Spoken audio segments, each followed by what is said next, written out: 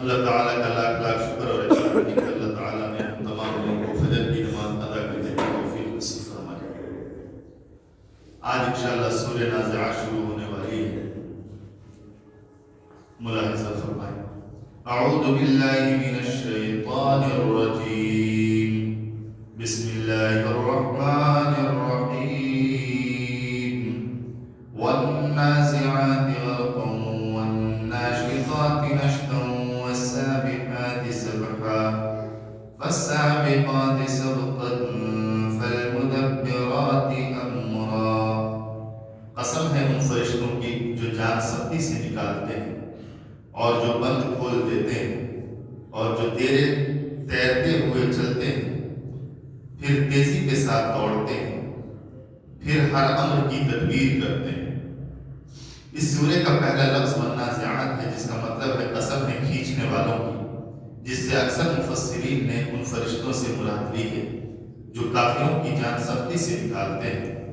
اسی ابتدائی لفظ کی مناسبت سے اس سورے کا نام سورہ نازعات رکھا گیا۔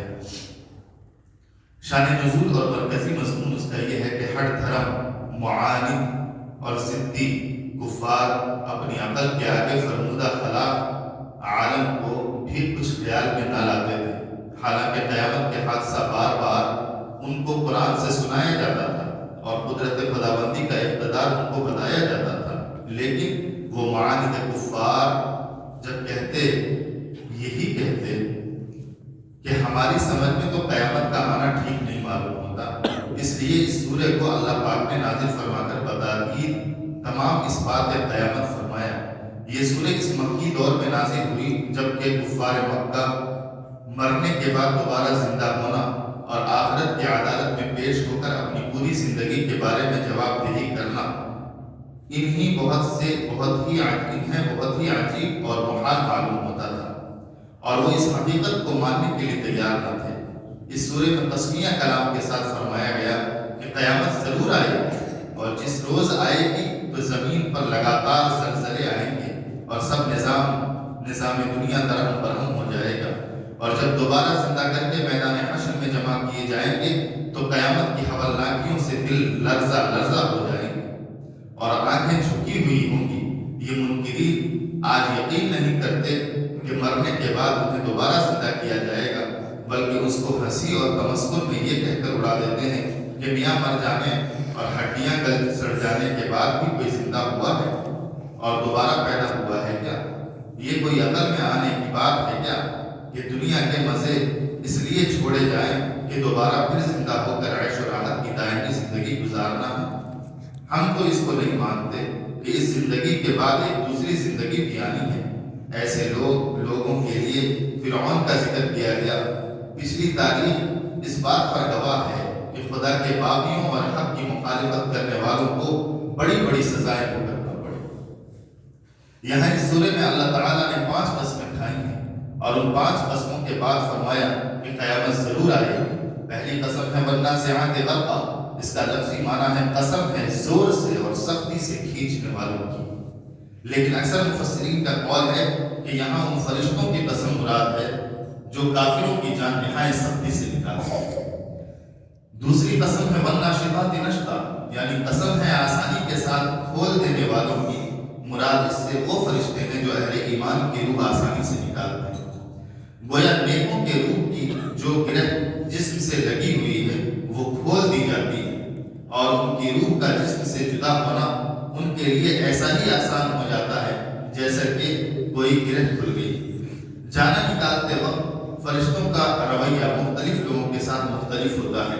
جو لوگ اس دنیا کی زندگی میں اللہ سے بغاوت و سرکشی کرتے رہے، جنہوں نے ان کے احسانات اور خالقیت اور ربوبیت کو نہیں پہچانا اور اس کی بھیجی ہوئی ہدایات کو نہیں مانا، اس کے احکام کی نافرمانی کرتے رہے اور زندگی بھر اپنے نفس یا اپنے ہی جیسے دوسرے انسانوں کی پیروی میں لگے رہے، ان کی روح نکالتے وقت اللہ تعالیٰ کے یہ کارندے یعنی فرشتے ان کے ساتھ نہایت سختی اور ذلت کے ساتھ پیش آتے ہیں۔ آگے تیسری قسم ہے والسابقات سبقا، اور قسم ہے تیزی سے تیرنے والوں کی، یعنی قسم ہے ان فرشتوں کی جو ارواح لے کر زمین سے آسمان کی طرف اس طرح جلدی اور سہولت سے چلتے ہیں گویا کہ وہ تیرتے ہوئے چلتے ہیں۔ حضرت براء بن عازب رضی اللہ عنہ کی ایک طویل حدیث ہے. اسی حدیث میں رسول اللہ صلی اللہ علیہ وسلم نے فرمایا کہ جب فرشتے مومن کی روح قبض کی ہوئی آسمان کی طرف لے جاتے ہیں اور فرشتوں کی جس جماعت کے قریب سے وہ روح گزرتی ہے وہ جماعت یہ کہتی ہے کہ کون ہے یہ پاک روح؟ وہ فرشتے جو اس کو لے کر جا رہے ہیں یہ کہتے ہیں کہ فلاں شخص ہے اور فلاں کا بیٹا ہے، یعنی اس کے وہ بہترین نام و لقب بتاتے ہیں جو دنیا میں اس مومن کے ذکر کیے جاتے تھے. یہاں تک کہ یہ فرشتے آسمان دنیا پر پہنچتے ہیں اور اس کے لیے آسمان کا دروازہ کھلواتے ہیں. اسی طرح ہر آسمان کے دروازہ پر یہی ہوتا ہے اور دروازہ اس کے لیے کھولا جاتا ہے اور ہر آسمان کے مقرر فرشتے دوسرے آسمان تک اس کے ساتھ جاتے ہیں، یہاں تک کہ اس روح کو 7ویں آسمان تک پہنچایا جاتا ہے اور اللہ تعالیٰ فرماتے ہیں میرے بندے کے نام اعمال مقام علیہ میں رکھو اور اس کو زمین کی طرف واپس لے جاؤ، یعنی اس کے جسم میں جو مدفون ہے لوٹا دو. میں نے زمین ہی سے جسموں کو پیدا کیا ہے، زمین ہی میں ان کو واپس بھیجتا ہوں اور زمین ہی ان کو دوبارہ جو زمین سے ہی ان کو دوبارہ نکالوں گا. اس کے بعد رسول اللہ صلی اللہ علیہ وسلم نے فرمایا اس روح کو پھر اس کے جسم میں ڈال دیا جاتا ہے اور پھر اس کے پاس 2 فرشتے آتے ہیں. پھر آگے حدیث میں سوال و جواب وغیرہ کی تفصیلات بیان فرمائی گئی ہیں. پھر کافر کی روح کے متعلق رسول اللہ صلی اللہ علیہ وسلم نے ارشاد فرمایا کہ فرشتے جب اس روح کو آسمان کی طرف لے جاتے ہیں اور فرشتوں کی جس جماعت کے قریب سے یہ روح گزرتی ہے وہ یہی کہتی ہے کہ یہ کس کی ناپاک روح ہے؟ فرشتے جواب دیتے ہیں کہ فلاں فلاں شخص کا بیٹا ہے، یعنی اس کے تمام برے ناموں اور لقبوں کا ذکر کرتے ہیں جن سے دنیا میں اس کو مخاطب کیا جاتا ہے. یہاں تک کہ اس کو لے کر فرشتے آسمان دنیا پر پہنچتے ہیں اور دروازہ کھولنے کے لیے کہتے ہیں لیکن اس کے لیے دروازہ نہیں کھولا جاتا. اس کے بعد رسول اللہ صلی اللہ علیہ وسلم نے یہ آیت پڑھی لا تفتح لهم ابواب السماء ولا يدخلون الجنہ حتى يلج الجمل في سم الخياط، یعنی نہیں کھولے جاتے کافروں کے لیے دروازے آسمانوں کے اور نہ وہ داخل ہوں گے جنت میں جب تک داخل نہ ہوں اونٹ سوئی کے ناکے میں، یعنی ان کا جنت میں جانا ناممکن ہے.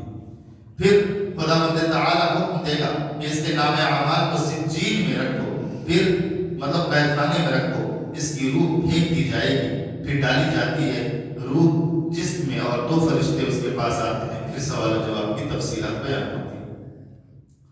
چوتھی قسم فالسابقات سبقا فرمائی، یعنی قسم فرشتوں کی جو تیزی کے ساتھ دوڑتے ہیں. یہ اوپر ذکر ہو چکی ہوئی ہے. حدیث سے معلوم ہوا کہ جب ارواح کو لے کر فرشتے اوپر پہنچتے ہیں تو ان ارواح کے باب میں جو حکم خداوندی ہوتا ہے اس کے بجا لانے کے لیے فرشتے تیزی کے ساتھ دوڑتے ہیں.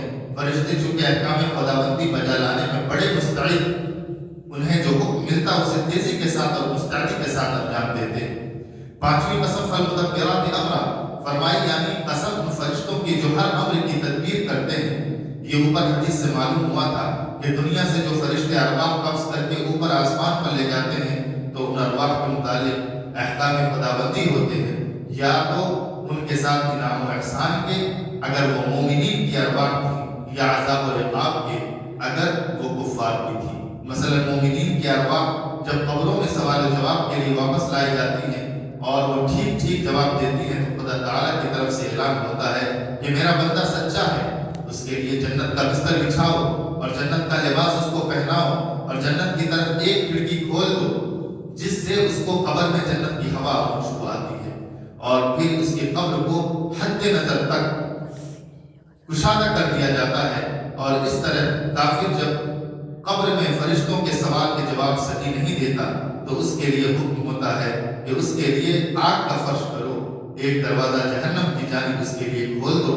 چنانچہ جہنم کی طرف دروازہ کھول دیا جائے گا اور جہنم کی گرم ہوا اور گرمی اس کو پہنچے گی اور اس کی قبر کو تنگ کر دیا جائے گا یہاں تک کہ اس کی پسلیاں ادھر ادھر نکل جائیں گی. الغرض ارواح کے متعلق ثواب کا حکم ہو یا عذاب کا، ہر امر کی تدبیر فرشتے کرتے ہیں.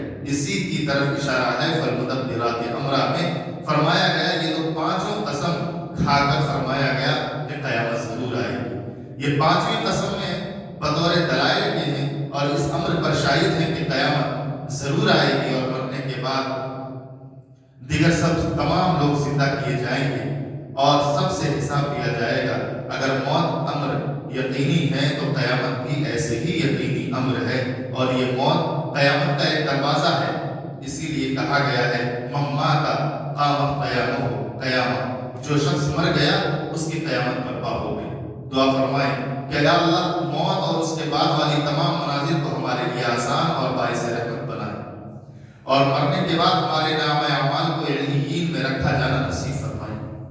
یا اللہ موت آخرت کی پہلی منزل ہے، اس منزل سے ہمیں کامیابی کے ساتھ گزرنا نصیب فرمائے، حتیٰ کہ آخرت کی آخری منزل یعنی جنت تک ہمیں اپنے فضل و کرم سے پہنچا دیجیے۔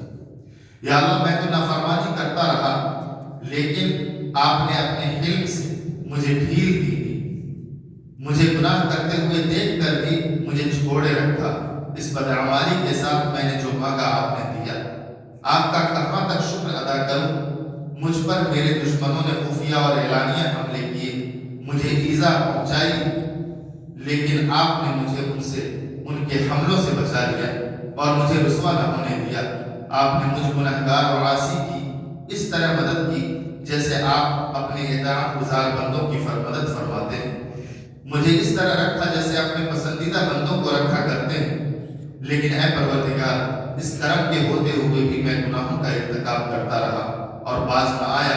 الہی مجھے محض اپنے فضل و کرم سے بخش دیجیے۔ اور یہ بھی دعا فرمائی کہ اللہ تعالیٰ مسجد حاضہ کے بنانے والے جناب شاکر صاحب ان کے رزق میں وسعت نصیب فرمائے، اور عطیہ صاحبہ مرحومہ کے لیے صدقہ جاریہ نصیب فرمائے، اور مسجد حاضہ کے ذمہ دار جناب سلمان صاحب ان کے جان میں مال میں عزت میں آبرو میں برکت نصیب فرمائے، اور اسی طرح جتنے بھی مصلیان کرام قرآن کی رغبت میں اور شوق میں تشریف رکھتے ہیں، اللہ تعالیٰ سے دعا فرمائیں کہ قرآن کی محبت اور قرآن کا شغف امت مسلمہ کے ہر فرد بشر کے دل کے اندر قائم و دائم فرمائے، اور اسی طرح سے ہم تمام لوگوں کی تمام تر الفتوں پریشانیوں کو دور فرمائے۔ اللہ سے دعا یہ بھی فرمائے کہ اللہ تعالیٰ امت مسلمہ کی معیشت کو مضبوط فرمائے، اور ہم تمام لوگوں کو کہنے سننے سے زیادہ عمل کی توفیق نصیب فرمائے۔ سبحان اللہ وبحمدہ، سبحانک اللہم وبحمدک، ونشہد ان لا الہ الا انت ونستغفرک ونتوب الیک۔ سبحان ربک رب العزة عما یصفون۔